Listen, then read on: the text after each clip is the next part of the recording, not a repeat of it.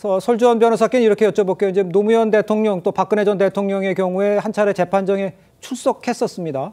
하지만 윤 대통령 현재 직접 출석해서 직접 변론하고 또 생중계도 요청하고 뭐 이것도 검토하고 있다 이런 이야기가 들리고 있는데 그래서 이 상황은 어떻게 변할 거라고 보십니까? 과거 사례와 비교했을 때. 그러니까 과거에는 뭐 조금 사유는 다릅니다. 노무현 대통령은 본인이 이게 탄핵 사유에 해당하느냐 오히려 이런 부분에 대해서 뭐 굳이 참석해서 본인이 변론하지 않더라도 직접 변론하지 않더라도 탄핵이 기각될 것이다라고 생각을 했던 것 같고요. 근데 박근혜 대통령 같은 경우에는 뭐 어떤 사법 절차에도 참여하지 않았죠. 그러니까 어떤 헌법재판소에서의 방어권도 행사하지 않았고 그다음에 형사재판에서도 방어권을 포기했었거든요. 그런 부분에서 어떤 과거 사례는 좀 다릅니다만 오히려 지금 윤석열 대통령 같은 경우에는 본인이 직접 어떤 흘러나오는 보도 내용을 보면 직접 출석해서 자신이 항변을 하겠다.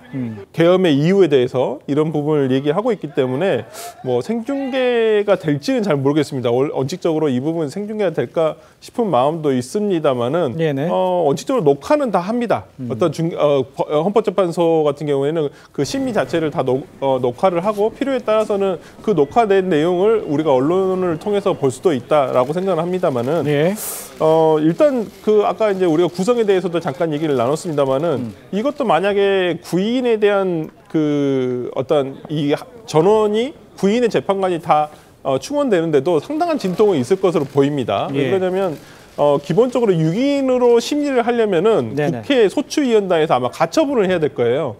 기존의 어떤 방통위원장인 이진숙 방통위원장에 대한 부분이 과연 일반적으로 적용될 수 있는 것인지 아니면 사건별로 인정될 수 있을 것인지 이 부분과 관련해 가지고도 지금 학설 대립이 있는 부분이고 그렇다고 한다면 소추위원장에서 가처분을 통해서 심리를 진행해 달라라고 얘기가 될 수 있는데 그보다 앞서 일단 3명에 대한 추천을 지금 한덕수 국무총리에 대해서도 탄핵을 하겠다라는 소추를 하겠다라는 지금 민주당 측의 의견이 있거든요. 그렇다고 한다면 소추를 받을 염려가 있는 사람이 과연 자신을 심판할 사람을 임명할 수 있느냐.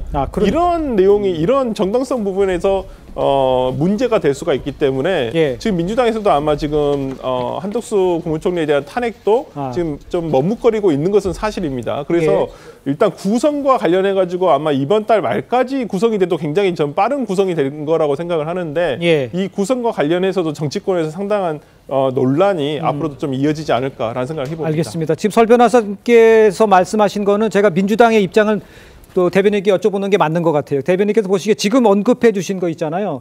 그러니까 한덕수 국무총리를 이제 지금 권한대행이 됐죠. 이제 그거를 탄핵을 할 거냐. 이거는 지금 민주당의 입장이 어떤지를 좀 설명해 주시고 그걸만 좀 설명해 주세요.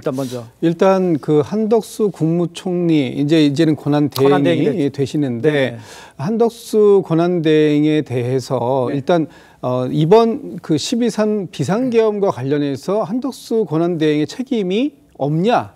굉장히 무겁다라고 저희 당은 보고 있습니다. 일단은 그럼에도 불구하고 지금 이제 이 한덕수 권한대행에 대한 어떤 탄핵 이런 부분에까지 얘기가 아직 진행되진 않았습니다. 검토할 수 있다 정도까지 검토해야 된다라는 또 의견도 꽤 있어요. 그런데 지금은 우리가 일단 민주당 입장에서 보면은 윤석열 대통령의 이 권한을 정지시키는 것이 가장 시급한 급선무라고 봤기 때문에 일단 탄핵 소추안에 대한 의결을 최대로 잡았고 이게 이제 통과됐기 때문에 이제부터 당도 여러 가지 점에 대해서 논의가 필요한 부분은 있다.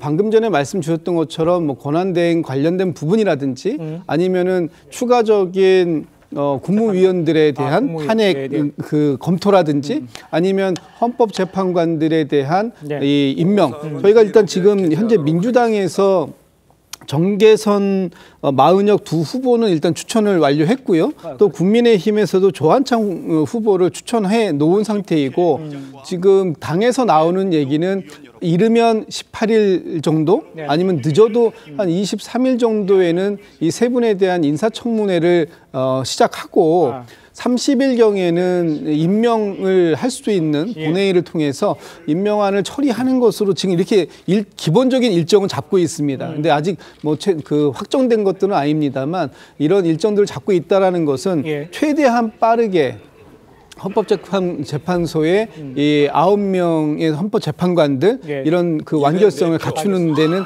뭐 저희도 노력을 할 것이다. 뭐 지금 현재까지 나와 있는 당의 입장은 그렇습니다. 알겠습니다. 현재까지 이제 당의 입장은 이제 제가 이해하기로는 변한 게 없고 이제 그 전의 입장을 쭉 설명해 주신 것 같아요. 그러니까 지금 이 상황이 윤 대통령이 이제 탄핵이 이제 가결됨에 따라서 민주당이 이제 어떤 변화가 있을지에 대해서는 아직 얘기를 안 해주셨고 확인될 수 있는 상황이 아니죠. 어떻게 바뀔 수도 있으니까. 그런데 한덕수 국무총리에 대한 한덕수 권한대행에 대한 탄핵 소추안을 검토하고 있는 당이 과거에도 그랬기 때문에 이제 어떻게 될지는 모르겠습니다만 이현정 의원님 상황은 어떻게 이해를 하고 계십니까? 자, 민주당이 이제 이게 사실은 자충수를 지금 둔 거예요.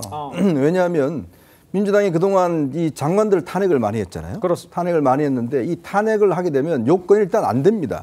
자, 그럼에도 불구하고 탄핵한 이유는 뭐냐면 직무정지를 길게 하기 위해서 탄핵을 했거든요. 근데 문제는 그 길게 하기 위해서 이 3명의 국회 추천 헌법재판관들 임명을 늦췄어요. 계속 미뤘습니다. 네. 자, 그러면 이제 이게 계속 이진숙 방통위원장이나 이제 이 탄핵 기간이 늘어날 거 아니겠습니까? 네. 근데 그게 이제 딱 대통령이 이번에 비상계엄을 통해서 탄핵이 소추가 되니까 이게 완전히 부메랑이 된 겁니다. 왜냐? 지금의 이 상황은요. 헌법재판소가 심리할 수 있는 기간이 이제 180일로 돼 있지 않습니까? 예. 그다음에 이재명 대표가 지금 이 항소심과 대법원 재판이 3개월, 6개월입니다. 네. 똑같습니다. 이게 이제 시간 싸움인 거예요. 그러니까 지금 이재명 대표 입장에서는 이 심리가 늦어지면 늦어질수록 본인의 재판은 점점점 다가오고 있는 거거든요. 그러니까 빨리 헌법재판소 심리가 끝나야 다음 대선에 치러지는데 본인이 출마할 수 있는데 근데 문제는 이게 늦어지면 늦어질수록 본인의 대선 출마보다는 본인의 대법원 확정 판결이 먼저 나버리면 예. 이거는 뭐 닥쳤던 게 지붕 쳐다보는 그런 형식이지 않습니까? 그러니까요. 자, 그러니까 바로 민주당이 이거에 대한 패착을 둔 거예요. 결국은 지금 헌법재판관 임명? 자, 그러면 헌법재판관 임명을 누가 합니까? 임명장을. 대통령이 해야 되는 거거든요. 예. 그러면 지금 한덕수 국무총리마저도 지금 예를 들어 탄핵시킨다? 그러면 최상목 경제부총리가 한다 그러면 자, 임명권을 그러면 이 권한을 할 수가 있는지 이게 지금 사실은 민주당에서 계속 주장하고 있는 거 아니겠습니까? 그러니까요. 예. 임명하지 말라고 이야기를 하고 있는 거 아니에요? 예. 자, 그 문제가 있는 것이죠. 자, 이 구성 자체가 일단 늦어지고 네네. 지금 일단 윤석열 대통령이 이 헌법재판소를 논쟁의 장으로 만들겠다는 거 아니겠습니까? 그러면 이제 시일이 길어지는 거거든요. 예. 그러면 점점 이재명 대표의 재판이 앞서 다가오기 때문에 네네. 사실 민주당이 자신들이 유리한 방향으로 뭔가 하려고 그러다가 결국 이번에는 자신들이 지금 누가 지연하느냐. 아마 제가 볼 때는 윤 대통령도 민주당이 했던 방식 그대로 아마 헌법재판소의 심리를 지연 전술을 펼 겁니다. 그러니까 지금 말씀하신 것들은 윤석열 대통령이 아까 뭐 직접 나서서 뭐 헌법재판소에 가서 직접 변론하는 방법들 여러 가지 이야기를 했는데 지금 말씀하신 그 이현정 위원님이 얘기하는 상황이 바뀐 상황, 그러니까 거기 헌법재판소를 지체하게 만든다는 윤석열 대통령의 어떤 전략 뭐 이런 것들에 대해서는 어떻게 평가를 하세요?